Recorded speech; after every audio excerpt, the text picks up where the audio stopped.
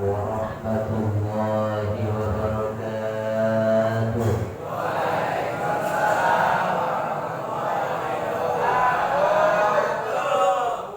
Bismillahirrahmanirrahim. Alhamdulillahilladzi 'allama bil qalam, 'allamal insana ma lam ya'lam. Asyhadu an la ilaha illallah wahdahu la syarika lah, wa asyhadu anna sayyidana Muhammadan 'abduhu wa rasuluhu la nabiyya ba'dah. Allahumma shalli wa sallim wa barik ala sayyidina wa nabiyyina wa habibina wa syafi'ina wa maulana Muhammad sallallahu alaihi wasallam wa ala alihi wa ashabihi ajma'in. Faqala Allah ta'ala fil Qur'anil Karim, a'udzu billahi minasy syaithanir rajim. Bismillahirrahmanirrahim. Yarfa'illahu alladhina amanu minkum walladhina utul 'ilma darajat. Wa qala Rasulullah sallallahu alaihi wasallam, man salaka tariqan yaltamisu fihi 'ilman sahalallahu bihi tariqan ilal jannah.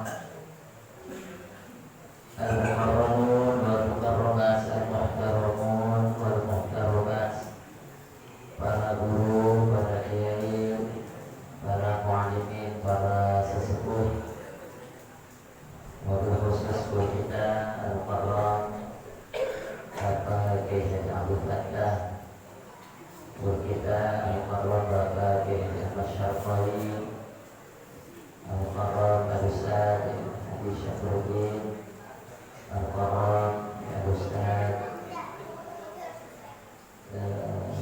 Haji Al-Qasad Syahrani, Ketua Yayasan At-Taqwa Pondok Sauda Tengah Nurul Ibad, Mukarram Al-Ustaz Bapak Ansori Isham, dan seluruh jamaah dari mulai mana nih, jamaah Nurul Ibad, Al-Mujahidun ya, Al-Mujahid, Al-Munawarah, Al-Ihsan ya, dan juga seluruh jamaah yang hadir di tempat ini, yang mudah-mudahan kita semua pada malam hari ini mudah-mudahan mendapatkan limpahan barokah dari Allah Subhanahu wa ta'ala. Amin ya rabbal alamin. Para jamaah sekalian yang dirahmati Allah, alhamdulillah wa syukurillah, kita bisa berjumpa kembali, dan saat ini kita berada di penghujung daripada bulan Shafar. Bulan Shafar yang dulunya ini oleh orang-orang jahiliyah yang dianggap sebagai bulan sial. Bahkan kepercayaan ini masih ada ya, orang-orang yang menganggapnya seperti itu, sehingga orang-orang yang ingin mengadakan hajatan dan lain sebagainya, janganlah engkau melakukannya di bulan Shafar. Ada yang masih memiliki pemahaman seperti itu. Kenapa? Karena bulan Shafar dianggap adalah bulan sial. Tetapi para jamaah sekalian, hal ini kemudian dicontohkan oleh Rasulullah SAW. Bahkan Rasul pun menikah ya, dengan Sayyidah Khadijah radhiyallahu anha di bulan Shafar, yang dulunya mereka ya menghindari ya, bulan Safar karena dianggapnya sebagai bulan sial. Kenapa demikian? Karena bagi kita umat Islam, bulan sial itu atau hari sial itu adalah di mana seseorang melakukan maksiat, ya, atau mengerjakan larangan-larangan agama, dan disitulah adalah hari sial. Kenapa? Ya karena seharusnya sebagai orang yang beriman mengerjakan apa yang menjadi perintah agama, justru mengerjakan apa yang menjadi larangan agama. Sehingga bagi kita tidak ada hari sial. Semuanya mudah-mudahan hari kita terisi ya dengan kebaikan-kebaikan, limpahan barokah, ya, dan juga mendekatkan diri kepada Allah Subhanahu wa Ta'ala. Amin ya rabbal alamin. Dan alhamdulillah, ya, silaturahmi hari ini bertempat di Masjid Nurul Ibad yang beberapa waktu yang lalu saya diamanahkan untuk peletakan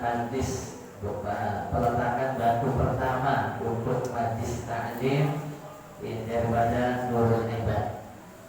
Ya, kita doakan mudah-mudahan majlis taklim yang sudah dimulai peletakan batu pertamanya ya bisa segera ya jadi, diberikan kelancaran dalam pembangunannya, dimudahkan ya prosesnya sampai nanti berdiri tegak ya majlis taklim, dan mudah-mudahan majlis taklim yang akan berdiri nantinya membawa kebaikan, manfaat serta keberkahan ya bagi jamaah ya Nurul Ibad ya wabil khususnya.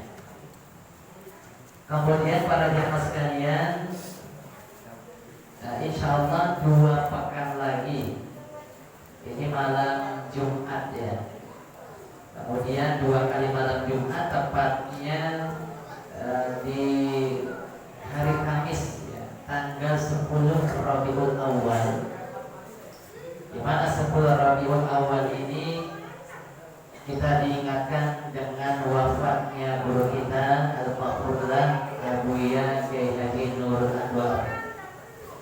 Abuya wafat 2 hari sebelum Maulid di Ujung Harapan. Maulid di Ujung Harapan setiap tanggal 12 Rabiul Awal. 2 hari sebelum itu Abuya ya, wafat. Sehingga 2 pekan lagi akan genaplah Abuya ya, meninggalkan kita. Yang ini rasanya baru kemarin beliau bersama-sama kita ya, dan sekarang sudah mau genap 2 tahun dari kepergiannya. Ya, umur tidak terasa, waktu berjalan cepat ya, terutama untuk guru-guru kita yang telah mendahului kita, orang-orang tua kita, saudara-saudara kita. Mudah-mudahan mereka semua di alam kuburnya ya, senantiasa diangkat dan dimuliakan derajatnya di sisi Allah Subhanahu wa Ta'ala, serta Allah jadikan kubur mereka semua raudhah min riyadil jannah. Kemudian 2 hari setelahnya, tepatnya tanggal 12 Rabiul Awal ya, ini jatuh ya, atau diadakan kegiatan peringatan Maulidnya Nabi besar Muhammad SAW yang ada di Ujung Harapan. Ya, kalau tahun lalu sifatnya masih terbatas, kalau sekarang sudah terbuka. Bertepatan dengan hari Sabtu tanggal 8 Oktober. Jadi para jamaah sekalian yang punya waktu, jadi persilakan ya untuk hadir. Ya, mudah-mudahan kita mendapatkan keberkahan ya dari kita menghadirinya bersama para ulama, para habaib, para kiai, dan juga guru-guru kita serta saudara-saudara kita. Terbuka untuk umum. Para jamaah sekalian yang dirahmati Allah Subhanahu wa Ta'ala, Bismillahirrahmanirrahim. Qala al-musannif rahimahullahu ta'ala wa nafa'na bihi wa bi 'ulumihi fid dharain amin. Pada malam hari ini insyaallah kita akan mengkaji tentang apa itu sifat amanah. Qala Allah Ta'ala fil Qur'anil Karim, a'udzu billahi minasyaitonir rajim. Bismillahirrahmanirrahim. Innallaha ya'murukum an tu'addul amanati ila ahliha. Sesungguhnya Allah Subhanahu wa ta'ala memerintahkan kepada kamu untuk menyampaikan amanah. Kepada siapa? Ila ahliha, kepada orang yang berhak menerima amanah tersebut. Syekh Muhammad Syaqiti ia menjelaskan bahwa amanah ini adalah beban-beban agama yang Allah berikan kepada hambanya dengan diiringi pahala dan juga siksa. Jadi amanah ini adalah beban yang Allah berikan kepada hambanya. Kemudian beban ini ada konsekuensinya bagi mereka yang bisa amanah dalam mengerjakan apa yang diamanahkan oleh Allah, tentunya akan mendapatkan berupa pahala. Sedangkan mereka yang tidak menjalankan amanah dari Allah, mereka akan mendapatkan apa? Siksa. Allah memberikan kita sehat, ada beban di sana. Ketika kita sehat, maka dengan kesehatan kita harusnya kita senantiasa mendekatkan diri kepada Allah Subhanahu wa ta'ala. Allah memberikan seseorang kelebihan harta, maka akan dilihat apakah harta yang Allah bebankan kepada hamba tersebut digunakan dengan sebaik-baiknya.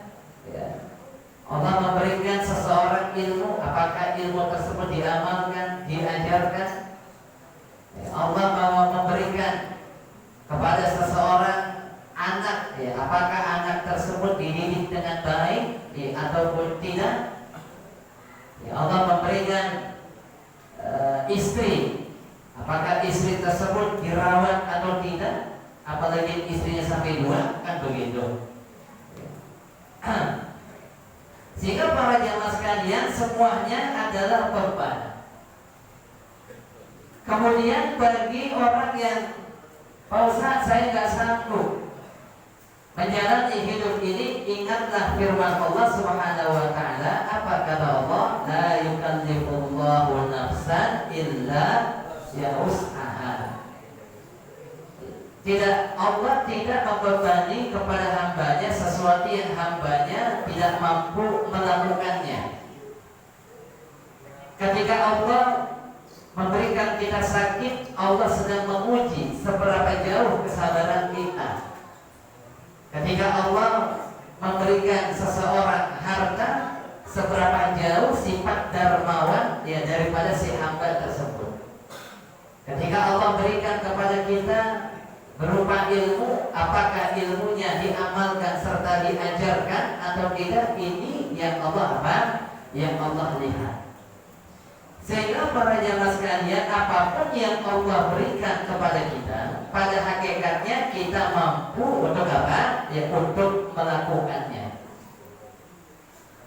Kemudian dalam hadis Rasulullah SAW, wa an Abi Hurairah radhiyallahu anhu, anna Rasulullah sallallahu alaihi wasallam qala, Nabi bersabda, ayatul munafiqin thalathun. Tanda-tanda munafik itu ada 3. Idza haddatsa kadzaba, apabila ia berbicara, berkata-kata, kadzaba, ia berdusta. Wa idza wa'ada akhlafa, apabila ia berjanji, dia mengingkari. Wa idza utumina khana, dan apabila dia diberikan amanah ia berkhianat. Nah, ini adalah tanda-tanda apa? Yang munafik. Karena para jamaah sekalian, orang yang tidak menjalankan amanah yang datangnya dari Allah, maka orang tersebut ya bisa dianggap sebagai orang apa? Orang yang munafik, ya. Orang yang apa? Ya, orang yang munafik. Ya, salah satunya adalah mereka berkhianat. Mereka apa? Berkhianat. Ketika diberikan amanah, mereka berkhianat. Apa itu berkhianat? Mereka menyalahgunakan kesehatan yang Allah berikan, kemudian tidak dikerjakan dengan sebaiknya. Dengan sehatnya kita justru bermalas-malasan. Dengan harta yang Allah berikan justru bukan digunakan untuk apa? Ya, untuk membantu orang lain dan lain sebagainya. Allah berikan kepada kita ilmu, ilmunya bukan untuk apa? Ya, diamalkan, ya, tapi justru diperjualbelikan. Nah, ini adalah apa? Ya, khianat. Kemudian dalam hadis berikutnya, wa an Hudzaifah, dan dari Hudzaifah wa Abi Hurairah radhiyallahu anhuma, semoga beridhoi oleh Allah daripada keduanya, qala, berkata keduanya, qala Rasulullah sallallahu alaihi wasallam, bersabda oleh